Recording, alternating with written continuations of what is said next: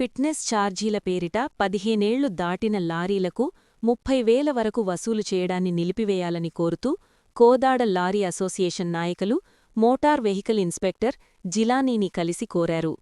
మంగళవారం గుడిబండ రోడ్డులో నూతనంగా నిర్మిస్తున్న ఎంవీఐ కార్యాలయానికి వెళ్లి హైకోర్టు స్టే ఆర్డర్ కాపీని అందజేశారు.